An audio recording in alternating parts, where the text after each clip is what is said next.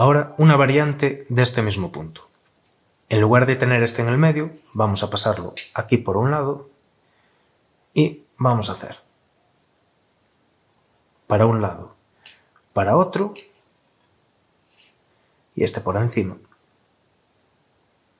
para abajo y para arriba.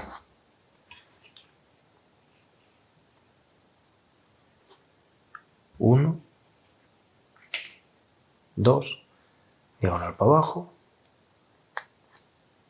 abajo y para arriba. ¿Veis? Estos dos hacia la derecha, el verde para abajo y para abajo y para arriba.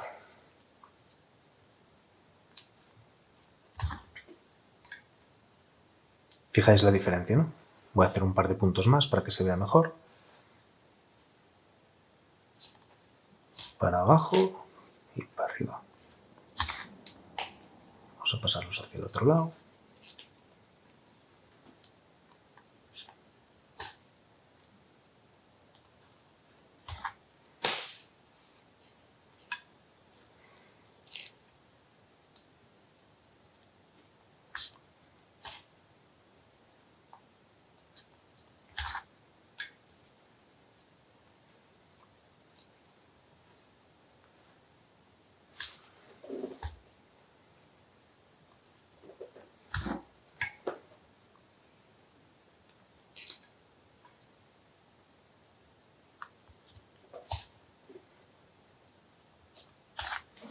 Una vez que tenemos un poquito hecho, lo mismo de antes, aguantamos aquí encima, tiramos un poco de este y ¿ves la diferencia?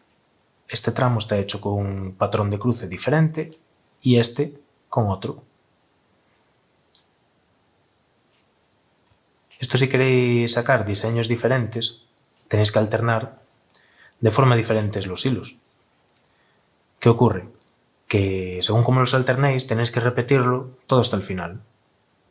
Procurar que estos dos, los verdes, sigan siempre la forma de la costura esta y los otros que simplemente bailen de un lado para otro para que os hagan una decoración.